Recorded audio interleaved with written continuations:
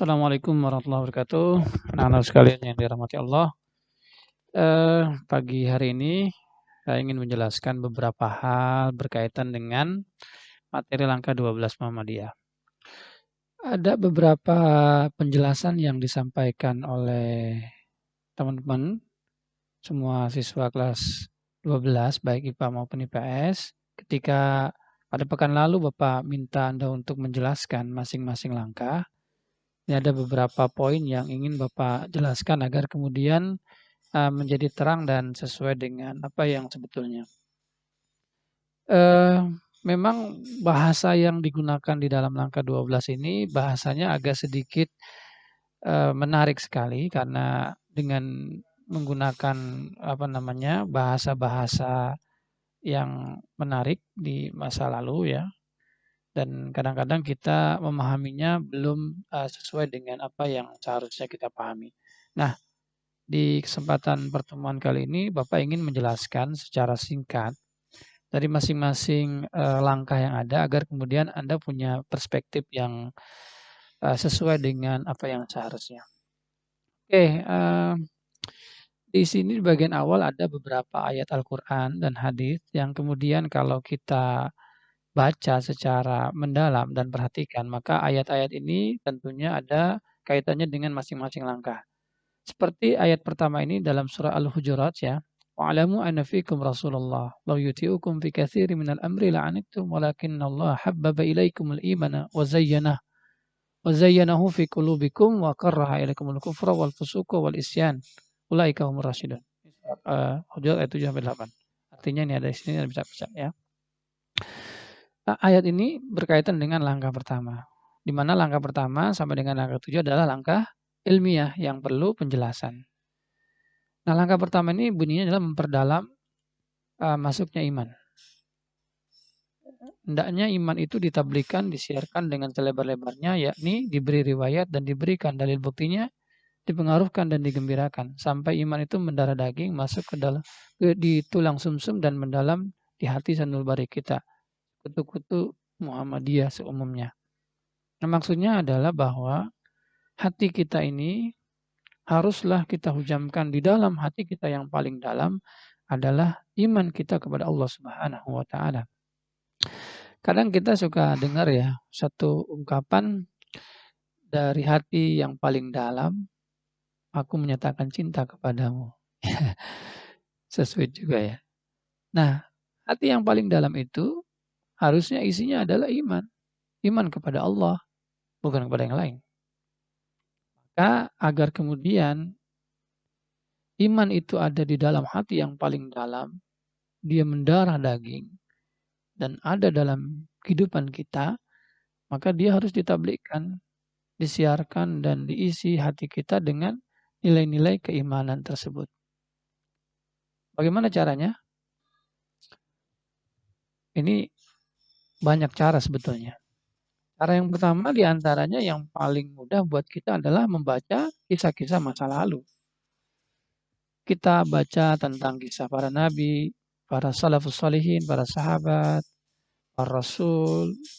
Bagaimana kemudian mereka mendapatkan manisnya iman. Walaupun dengan proses yang sangat luar biasa beratnya. Bagi contoh misalkan kisahnya Masyidah. Masih ingat Masyidah itu siapa? Masyidah itu adalah seorang wanita yang namanya sampai sekarang masih diingat oleh banyak orang karena keteguhan imannya. Kisah Masyidah ini terjadi pada masa Fir'aun. Masyidah ini tugasnya dia adalah menyisir rambut Fir'aun. Jadi saking kayaknya Fir'aun tuh yang nyisirin aja ada petugasnya. Suatu ketika Masyidah ini menyisir rambut Fir'aun, tiba-tiba sisirnya jatuh. Sisirnya jatuh, kemudian dia mengucapkan apa? Ya Allah. Atau mungkin dalam ungkapan astagfirullah. Lalu kemudian didengar oleh Fir'aun. Sehingga kemudian Fir'aun berkata, apa yang kamu ucapkan Masyidah? Aku menyebutkan nama Tuhanku. Masyidah, kata Fir'aun. Tuhanmu kan aku, kata Firaun. Karena waktu itu Firaun menyebutkan dirinya sebagai Tuhan. Oh tidak, kata Masito, Tuhanku adalah Allah Subhanahu wa Ta'ala. Dialah Tuhan yang esa, dialah yang menghidupkan dan mematikan. Wah, marahlah Firaun. Dia merasa bahwa eh, prinsip dia Firaun itu menjadi Tuhan. Ternyata orang yang berada di sisinya yang membantu dia ataupun menolong dia untuk menyisirkan rambutnya itu tidak mau beriman kepadanya dan tidak mau mengakui Firaun sebagai Tuhan. Maka kemudian Firaun mengancam Masito, Masito, kamu tidak boleh bertuhankan kecuali kepada aku. Tidak, Masito tetap sikuku bahwa dia bertuhankan kepada Allah. Oh kemudian Masito dihukum oleh Firaun. Mungkin tahu hukumannya apa?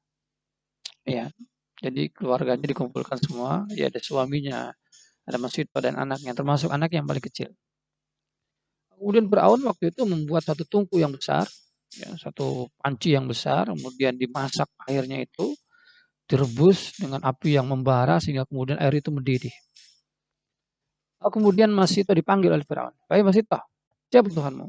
Masito menyebutkan tetap Allah Tuhanku. Baik, kalau begitu maka yang pertama adalah saya akan menghukum suamimu. Aku akan rebus dia. Kemudian Masito bersedih hati. Menangis, ya bagaimana tidak menangis dan sedih ketika suaminya yang cintanya itu direbus oleh Firaun. Ya, bersedih, sedih. Kemudian Firaun melemparkan suaminya ke dalam tungku tersebut. Suaminya menangis, kemudian menjerit dan kemudian mati. Masito pun tersedih sekali dengan kondisi seperti itu. Ini pertarungan ideologi yang sangat luar biasa.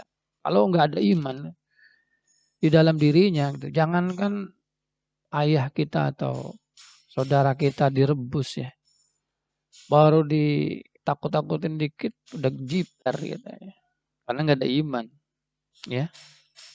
Baru dikasih makanan dikit, ya imannya kabur, ya gitu. Kemudian kedua setelah suaminya, maka kemudian Firaun mengambil anaknya yang masih kecil, yang masih bayi. Kemudian Masito, siapa Tuhanmu? Masito menangis. Wahai Firaun, Tuhanku adalah Allah Subhanahu wa Ta'ala. Kamu tidak sedih nih, anak kamu akan aku rebus. Ya pasti sebagai seorang ibu sedih sekali. Tapi kemudian aku lebih mencintai Allah dan Allah pasti akan berikan yang terbaik buat. Maka mendengar jawaban itu Firaun langsung melemparkan anaknya Masito ke dalam tunggu yang besar tadi. Ya kemudian anaknya pun mati. Dua ujian yang sangat luar biasa. Tapi kemudian Masito imannya masih tetap kuat, nggak luntur gitu, nggak goyah, masih mendarah daging gitu, imannya masih kuat. Apapun yang terjadi dia tetap beriman kepada Allah. Kemudian Masito pun sendiri, wahai Masito, siapa Tuhan? Allah Tuhanku. Baik kalau gitu engkau juga akan kumasukkan ke dalam tungku itu. Lalu kemudian Masito dijeburkan oleh Firaun sampai kemudian dia wafat. Nah sekalian, Masito seperti itu pasti punya hati yang kuat sekali. Bukan kaleng-kaleng. Nah ini kita semua tuh harus begitu. Apapun ujiannya, apapun cobaannya, apapun tantangannya, hambatannya dalam mempertahankan iman, ya harus seperti Masito itu. Gak boleh seperti yang lain. Seperti Bilal bin Rabah, dia ditindih batu yang besar. Dia disuruh untuk meninggalkan agama Islam. Dia tidak mau. Dia tetap beragama Islam walaupun dia terluka, sakit yang sangat luar biasa. Sampai kemudian apa? Sampai dia mengatakan, mata nasrullah, kapan pertolongan Allah? Lalu kemudian datanglah pertolongan Allah Subhanahu wa Ta'ala. Bilal sampai sekarang namanya terkenal. Kalau orang bulan puasa itu ada Bilal ya, dan seterusnya. Nah ini artinya apa? Masukkan iman dalam hati kita. Salah satu caranya adalah kita sering membaca cerita-cerita kisah masa lalu agar kemudian kita mendapatkan bagaimana orang Di masa lalu para rasul, para nabi, para sahabat mempertahankan keimanannya dengan sungguh-sungguh sampai kemudian kematian menjemputnya dan mereka tidak takut. Dan kemudian di dunia mungkin kita lihat mereka sangat menderita sampai kemudian seperti Mas itu direbus. Tapi Masya Allah, ketika Rasulullah SAW dalam peristiwa Isra Mi'raj, ketika dia ingin ke Sidratul Muntaha, diperlihatkan oleh Jibril di dalam perjalanannya itu tentang masyidah ini. Masya Allah, subhanallah. Ini sangat luar biasa. Maka anak-anak sekalian, cara kita untuk memperdalam masuknya iman, yaitu dengan cara kita sering membaca kisah-kisah orang-orang yang mempertahankan iman di masa yang lalu. Yang mereka mendapatkan nikmatnya, manisnya iman. Gitu. Jadi kalau kita sering baca seperti itu, insya Allah iman kita akan bertambah. Salah satu caranya. Maka saya minta Anda sering membaca buku, bagaimana kemudian bisa menutrisikan otak dan hati, agar kemudian iman bisa melembaga dan masuk ke dalam hati kita yang paling dalam. Dan selanjutnya yang kedua adalah kita sering membaca Al-Quran. Yang ketiga kita sering berbicara dengan para sahabat yang memang juga punya iman. Ya. Dan kemanapun kita sering beribadah kepada Allah, insya Allah iman akan terus-menerus akan tumbuh. Karena iman itu kadang-kadang naik, kadang-kadang turun, kadang-kadang kita tidak punya iman. Gitu. Kadang-kadang kita mau pergi kemana nih, kita iman dibawa enggak gitu. Kalau kita mau ke mall, iman dibawa enggak ya? Kalau yang pergi ke mall kemudian jilbabnya dilepas tuh imannya enggak dibawa tuh. Nah, na'udzubillah, waliya'udzubillah. Nah itu memperdalam masuknya iman. Maka iman itu harus terus kita isi. Hati kita ini harus kita isi dengan apa? Hadir dalam taklim, mendengarkan ceramah-ceramah tentang keislaman, membaca kisah-kisah masa lalu. Saya ada sebuah buku yang cukup banyak, itu ada 12 jilid tentang 30 kisah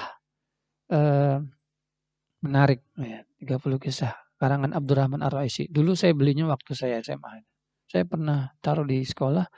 Kalau nggak salah masih ada di perpustakaan. Nanti kapan-kapan Anda bisa baca itu. Ada 30 dalam satu jilid itu 30 kisah yang sangat menarik sekali dan di situ kita bisa melihat bagaimana orang-orang mempertahankan keimanan mereka. Itu yang pertama ya. Saya kira itu aja pertemuan hari ini. Nanti memperluas paham agama dan seterusnya kita akan bahas secara lebih lanjut pada pertemuan yang selanjutnya. Demikian kurang lebihnya mohon maaf. Assalamualaikum warahmatullahi wabarakatuh.